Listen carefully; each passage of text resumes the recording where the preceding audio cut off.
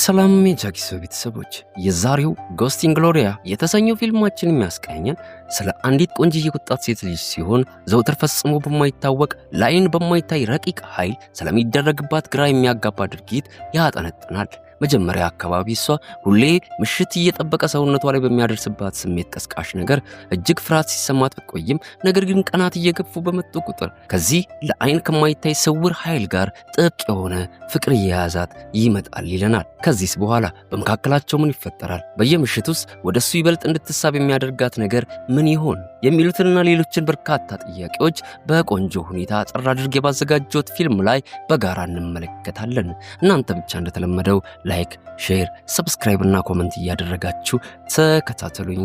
ፊልማችን ሲጀምር አንድ ቢል የተባለ ሰውዬ እንደማንኛውም ሰው በጠዋት ማልዶ በመነሳት ወደ ቢሮ ለመሄድ ሲዘጋጅ እንመለከተዋለን። ነገር ግን ከቤቱ ለመውጣት ገና መውጫ በሩ ላይ እንደደረሰ ከፍተኛ የሆነ የራስ ምታት ስሜት ሲሰማውና አዙሮት ይወድቃል። ብዙም ሳይቆይ ታዲያ ህይወቱ ያልፋል። ከዚህም በመቀጠል ትዕይንታችን ይቀየርና በትልቅ የመጽሐፍ መደብር ውስጥ የሚሰሩ ሁለት ግሎሪያና ጁሊያን የተባሉ ሴቶችን እንተዋወቃለን። ግሎሪያ የምትባለው ሰራተኛ ብዙ ጊዜ በስራ ገበታዋ ላይ እንደሆነች እንቅልፍ ሽልብ እያደረገ ያዳፋት ነበር።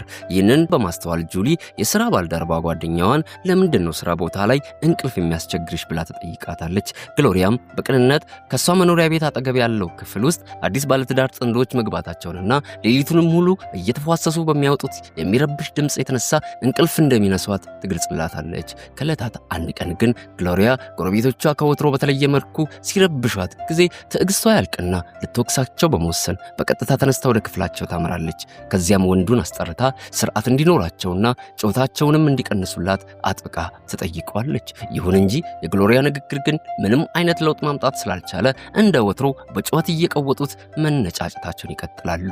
ይህም ነገር ግሎሪያን በእጅጉ ያማረራትና ያለችበትን ክፍል በመሸጥ ራቅ ወዳለ ቦታ ሄዳ ለመኖር ተወስናለች። በማግስቱም ወደ ቤት አሻሻጭ ኤጀንት ዘንድ ትሄድና በጥሩ ዋጋ ክፍሏን ትሸጣለች። በመቀጠልም ለጁሊ ሌላ ተለዋጭ መኖሪያ ቤት መግዛት እንደምትፈልግ በመግለጽ እንድታፈላልጋት ትጠይቃታለች። ጁሊም ወዲያው ፈጠን ብላ የቀድሞ ጓደኛዋ ትኖርበት የነበረውን ክፍል እየጠቆመቻት ነገር ግን የልጅቷ ፍቅረኛ በዚያው ክፍል ውስጥ ሞቶ እንደተገኘ ታሳውቃታለች። ግሎሪያም ይህን ስትሰማ በድንጋጤ የሟቹ ነፍስ እኮ እዚያው ቤት ውስጥ ሊኖር ይችላል በማለት ታመነታለች። ይሁን እንጂ ጁሊ ግን ኧረ አንቺ የምትይው ነገር በሙሉ የማይረባ ወሬና ድሮ የቀረ ተረት ተረት ነው በማለት ቤቱን እንድትገዛው ታሳምናታለች። በጁሊም ግፊት የተነሳ ግሎሪያ ባታምንበትም ሰው ሞቶበታል የተባለውን መኖሪያ ቤት ለመግዛት ተስማማለች። ከዚህም ትዕይንት በኋላ ግሎሪያ አዲስ በገዛችው ቤት ውስጥ አዲሱ የህይወቷ ምዕራፍ ይጀምራል። ግሎሪያ ወደ አዲሱ መኖሪያ ቤቷ በመግባት ዕቃዎቿን በሙሉ በስርዓት አስተካክላ በማደራጀት ላይ መሆኗን እንመለከታለን። ታዲያ ልክ እንደጨረሰች ትንሽ መዝናናት አለብን በማለት ከጁሊ ጋር ተያይዘው በአቅራቢያቸው ወደሚገኝ መዝናኛ ክለብ ያመራሉ። በዚያ ስፍራ ላይ ጁሊ በጣም ፈታ ስትል ብትታይም ነገር ግን ግሎሪያ ፈጽሞ ሁኔታው እሷን ሊያዝናናት አልቻለም። ስለዚህ ወደ አንድ ጥግ ሄዳ በመቀመጥ በዙሪያዋ ሆነው የሚያብዱትን ሰዎች በዝምታ መታዘቧን ትቀጥላለች። ከክለቡም ከወጡ በኋላ ግሎሪያ በቀጥታ ወደ አዲሱ መኖሪያ ቤቷ ትመለሳለች። ወደ ውስጥ እንደገባች ማስቀድማ መብራቱን ታበራዋለች። ነገር ግን ድንገት መብራቱ በራሱ ጊዜ ድርግም ብሎ ይጠፋል።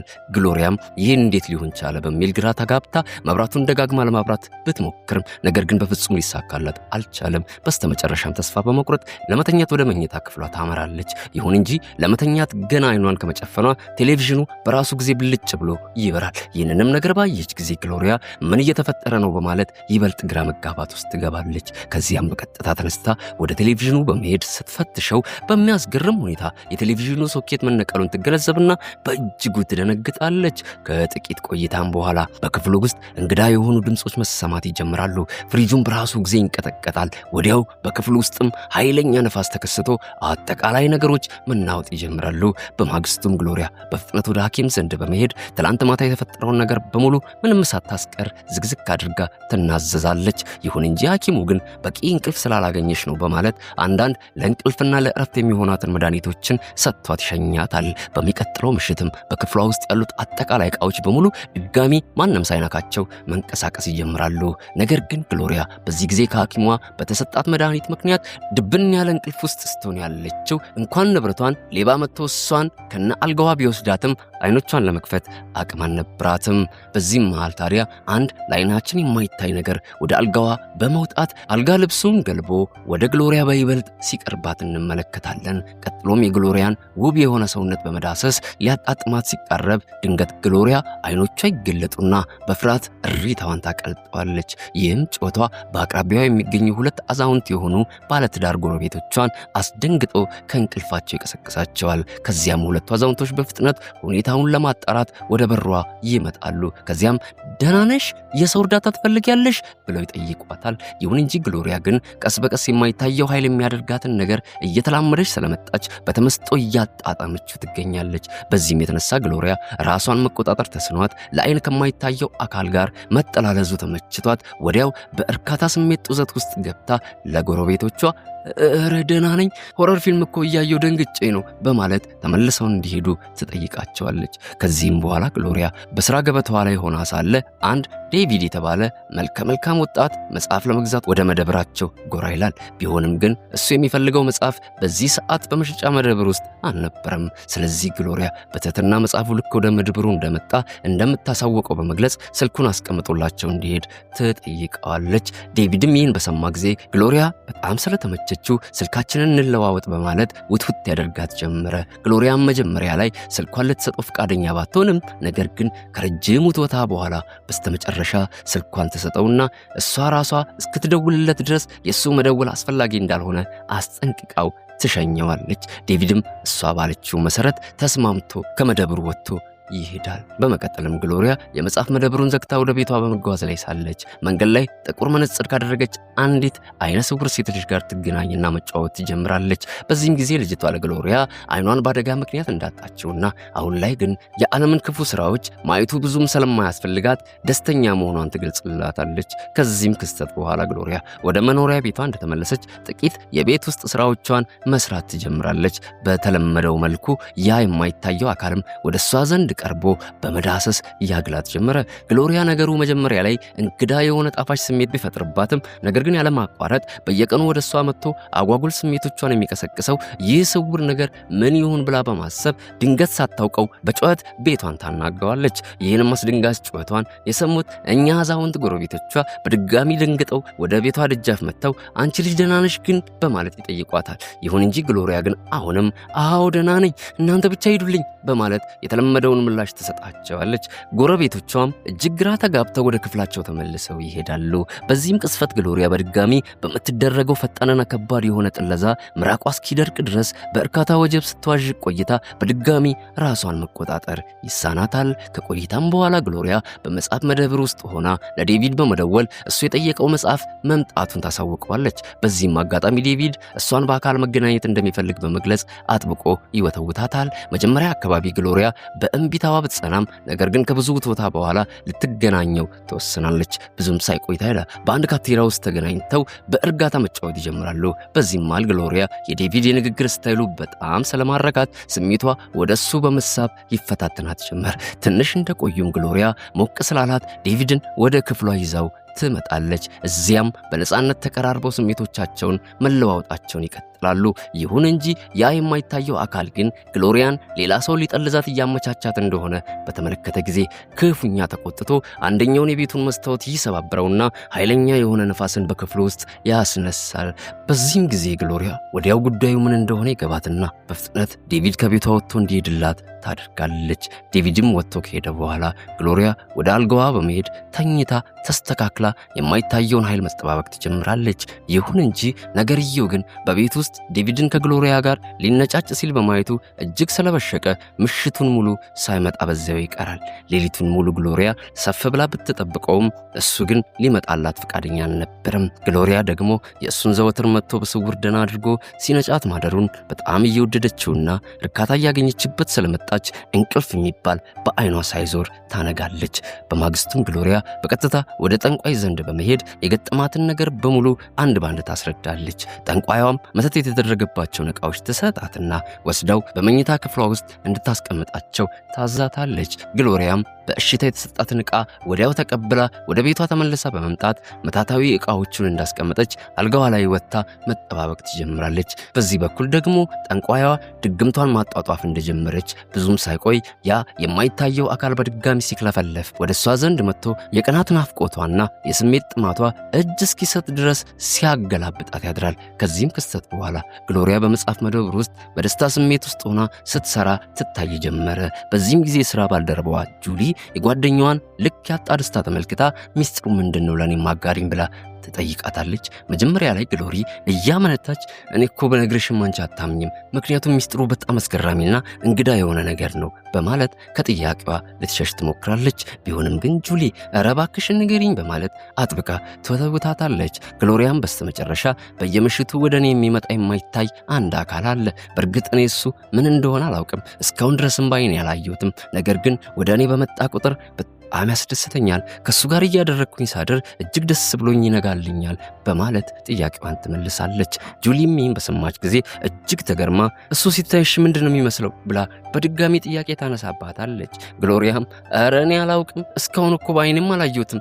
ነገር ግን ዘወትር በቤት ውስጥ በሁሉም ነገር ከጎኔ በመሆን ይረዳኛል። አልጋዬንም ያነጥፍልኛል፣ የተዘበራረቁ ዕቃዎችንም ያስተካክልልኛል። በአጠቃላይ በሁሉም ነገር ከጎኔ ነው። እሱ ማለት ለእኔ ትልቅ ስጦታዬ ነው ብላ ሐሳቧን ትገልጽላታለች። ጁሊም የጓደኛዋን ንግግር በሰማች ጊዜ አእምሮዋን ስታ ይሆን በማለት ትጠራጠርና ቀጠል አድርጋ ግሎሪያ ምናልባት የአእምሮ ህመም ደርሶብሽ ሊሆን ይችላል፣ ስለዚህ ባክሽን ለምን ወደ ሐኪም ዘንድ ሄደሽ አትታይውም ብላ ሐሳብ ታቀርባለች። ግሎሪያም ይህን ስትላት በጣም ተናዳ እኔ እኮ አስቀድሜ የምነግርሽን ነገር እንደማታምኝ ስለማወቅ ነበር ለአንቺ ልነግርሽ ያልፈለኩት በማለት ተነስታ ወደ ቤቷ ትሄዳለች። ሆኖም ግን ግሎሪያ ወደ ቤቷ እንደገባች የማይታየው አካል የሆነ ነገር በጽሑፍ አስፍሮላት እንደጠበቃት ትገነዘባለች። ተጠግታም ስታነበው ጽሑፉ እኔ ጊዜ ስለደረሰ ለዘላለም ከዚህ ርቄ እየሄድኩ ነው ደህና ሁኚ የሚል ሆኖ ታገኘዋለች። ግሎሪያም በፍቅሩ ራሷን መቆጣጠር እስኪሳናት ድረስ ወድቃ ስለነበር በመሄዱ ዜና ልቧ ይሰበራል። ግሎሪያ ይህ በሕይወቷ ለመጀመሪያ ጊዜ በፍቅር የወደቀችበት አጋጣሚ ቢሆንም አሁን ላይ ግን አብሯት ሊቆይ ባለመቻሉ ተለይቷት ስለሄደ በእግር መቆም እስኪከብዳት ድረስ ውስጧ ስብርብር ብሎባታል። ግሎሪያ ዘወትር ወደ አልጋዋ ወጥታ ለመተኛት ብትሞክርም ነገር ግን ያለሱ የእርካታ ማባበያ እንቅልፍ ሊወስዳት አልቻለም። ግሎሪያ ዘወትር አንድ ቀን ይመጣ ይሆናል ብላ ሌሊቱን ሙሉ በታላቅ ጉጉት ስትጠባበቀው ማደሯን ብትቀጥልም ነገር ግን እሱ የውሃ ሽታ እንደሆነ በዚያው እልም ጭልጥ ይላል። በስተመጨረሻም ግሎሪያ በዚያው ክፍል ውስጥ ድንገት መሳቢያውን ስትከፍተው ፎቶግራፍ ታገኛለች። ያገኘችውን ፎቶግራፍ በየምሽቱ ወደ እሷ እየመጣ ሲጠልዛት የነበረው የማይታየው አካል ማን እንደሆነ ግልጽ አድርጎ ያሳያታል። እሱም በፊልማችን መጀመሪያ ላይ ድንገት ከቤቱ እየወጣ የሞተው ቢል የተባለው ያ ሰውዬ ነበር። በሞተም ጊዜ ነፍሱ በዚያው ክፍል ውስጥ በመቆየቷ ምክንያት ነበር ያ ሁሉ ጥለዛ በእሷ ላይ ሲካሄድ የነበረውና ሱስ ሆኖባት የቀረው። ይሁን እንጂ አሁን ላይ ግን ቢል ነፍሱ ለዘላለም ወደማትመለስበት የሰማይኛው ዓለም ስለሄደች ከሱ ጋር ለመገናኘት ማሰቡ ዘበት እንደሆነ ግልጽ ይሆንላታል። ከዕለታት አንድ ቀንም ግሎሪያ ከቤቷ ወጥታ በመሄድ ላይ ሳለች ድንገት በፎቶግራፍ ላይ ያየችውን ራሱን ሰው በአካል ቆሞ ትመለከተዋለች። በደስታ ስሜትን ተውጣ ወደ እሱ እየሮጠች ስትሄድ መንገድ ላይ ቆሞ ያየችው የእውነት ሰው ሳይሆን ምናቧ የፈጠረው ቅዠት ብቻ እንደነበር ትገነዘባለች። በዚህም ክስተት እጅግ ተደናግጣ ባለችበት ቅስፈት ድንገት አንድ የጭነት መኪና ሲከንፍ ወደ እሷ እየመጣ ነበርና ግሎሪያን ደፍጥጦ ሊገላት ልክ ሲቃረብ የመጽሐፍ መደብሩ ባለቤት የሆነው ማይክል ተብዬው ዘሎ በመድረስ ሕይወቷን ያድነዋል። ቀጥሎም አለቃዋ በንዴት እየጮህበት መንገድ መሃል ላይ ቆመሽ ምንድነው የምታስቢው በማለት ይቆጣታል። ነገር ግን ግሎሪያ ምንም ቃል ትንፈሽ ሳትል ቁጣውን በዝምታ አቀርቅራ ትቀበላለች። ከቆይታም በኋላ ሁለቱ ወደ ሬስቶራንት ተያይዘው በመሄድ እራት ከተመገቡ በኋላ ልክ እንደመሸ አለቃዋ ማይክል እስከ ቤቷ ድረስ ሊሸኛት ተከትሏት ይመጣል። እንደደረሱም ግሎሪያ ወደ ውስጥ ገብቶ ቤቷን እንዲያይላት በመጠየቅ ትጋብዘዋለች። ይህንንም አጋጣሚ ተጠቅሞ ማይክል እሷን ለዓመታት ይወዳት እንደነበርና ይህን ስሜቱንም ለመናገር ድፍረት በማጣቱ ምክንያት በዝምታ መቆየቱን ግልጽ አድርጎ ይተነፍሰዋል። ያስቀጥሎም ስሜቷን ለመረዳት እየሞከረ ነገር ግን አንቺ ለኔ ምንም አይነት ፍላጎት ከሌለሽ ያለ ቅሬታ ወጥቼ ሄድልሻለሁ ብሎ አንጀቷን ለመብላት ይሞክራል። ግሎሪያ በዚህ ሰዓት ምን መወሰን እንዳለባት እርግጠኛ ባትሆንም በፈተና ውስጥ ብትወድቅም ነገር ግን አሁን ድረስ ልቧ በዚያ በማይታየው አካል የአልጋ ጨዋታ ፍቅር ክፉኛ እንደተያዘች ተረድታው ስለነበር የማይክልን የፍቅር ጥያቄ ውድቅ አድርገው በትህትና ወጥቶላት እንዲሄድ ትጠይቀዋለች። በዚያው ዕለት ምሽት ግሎሪያ እንደተለመደው እንቅልፍ በዓይኗ አልዞርልሽ ከማለቱ በላይ መነጫጨትን የለመደው እንቡጥ ገላዋ በናፍቆት ክፉኛ ይነድባት ጀመር። የናፍቆት ስሜቱንም መቋቋም ባቃታት ጊዜ የቢልን ፎቶግራፍ እቅፍ አድርጋው ትተኛለች። በእንዲህም አይነት ሁኔታ በርካታ ቀናቶችን ታሳልፋለች። ይሁን እንጂ እስከ ዛሬ ድረስ ግን ግሎሪያ የእንቅልፋሞችን ዓለም መቀላቀል አልቻለችም። ከዕለታት አንድ ቀንም ግሎሪያ ሁኔታው በከበዳት ጊዜ ሐኪም ከሚፈቅድላት በላይ የእንቅልፍ ኪኒን አብዝታ በመውሰድ ለመተኛት ስትሞክር በድንገት ትዕይንቱ ይቋረጥና በቀጥታ የመንግሥተ ሰማይን ገጽታ እንመለከታለን። ግሎሪያም በዚህ ስፍራ በፎቶግራፍ ላይ የተመለከተችውን ሰው ፊት ለፊት ታገኘውና መጠሪያ ስሙ ቢል መሆኑን ትገነዘባለች። ይህም በእንዲህ እንዳለ ሁለቱ ልክ እንደተያዩ ነበር ወዲያው አንዳቸው ለአንዳቸው በምድር ላይ ሳሉ የነበራቸውን ጥልቅ የፍቅር ስሜት የተረዱት። በመቀጠልም ግሎሪያ ለቢል በጭንቀት ስሜት ውስጥ ሆና ወዴት ሄደብኝ ነው? እኔ ያላንተ እንዴት ብዬ ለመኖር እንደተሰቃየው ታውቃለህን? እባክህን ወደ እኔ ተመለስልኝ። ፈጽሞ ያላንተ መኖር አልቻልኩም። አንተ እሺ ካልከኝ ሁለታችን ብቻ ተያይዘን ከዓለም አይን ርቀን እንሄድና በአንዲት ትንሽዬ ከተማ ውስጥ ቤታችንን ሰርተን እስከ ዕለተ ሞታችን ድረስ በፍቅርና በደስታ አብረን እንኖራለን ትለዋለች። የሷ አንጀት የሚያሳሳ ጥያቄዋ አግባብ ቢኖረውም ነገር ግን ቢል አረ እኔ በፍጹም እንደምትየው አይነት ዓለም ውስጥ መኖር አልፈልግም፣ ምክንያቱም እኔ ዳግም ተመልሼ በመሄድ ሀብታም በሆነ ቤተሰብ ውስጥ መወለድ ነው ፍላጎቴ ብሎ ሐሳቧን ውድቅ ካደረገባት በኋላ ከልቡ ይቅርታ ይጠይቃታል። ይህንንም ተከትሎ ለመሰነባበት በማሰብ ሁለቱ ተቀራርበው ሊተቃቀፉ ሲሞክሩ ልክ እንደ ጥላ እርስ በርሳቸው ሳይነካኩ ይተላለፋሉ። ይህንንም ባስተዋሉ ጊዜ ሁለቱ አሁን ላይ መንፈስ መሆናቸውን ይረዳሉ። ቢልም በፍጥነት ዳግመኛ ሊወለድ በመወሰን ከሰማያዊው ዓለም ተሰውሮ ይሄዳል። ከዚህም ትዕይንት በኋላ ፊልማችን ወደ ምድር ይመለስና ግሎሪያን እነዛ አዛውንት ጎረቤቶቿ ያለመጠን የወሰደችውን የእንቅልፍ መድኃኒት እንዲወጣላት በማድረግ ሕይወቷን ሲያተርፉ እንመለከታለን። ከዚህም ክስተት በኋላ ታዲያ ግሎሪያ በቀጥታ አሰሪዋ ወደ ሆነው ወደ ማይክል ዘንድ በመሄድ አሁን ብታገባኝ ዝግጁ ነህ ብላ ትጠይቋለች። ማይክልም በደስታ ትንፋሽ እያጠረው እኔ እኮ ካንቺ ይህንን ለመስማት ለብዙ ጊዜ በጉጉት ስጠባበቅ ነበር ብሎ ይመልስላታል። በዚህም መሰረት ሁለቱ ተጋብተው ሕይወትን በደስታ መኖር ይጀምራሉ።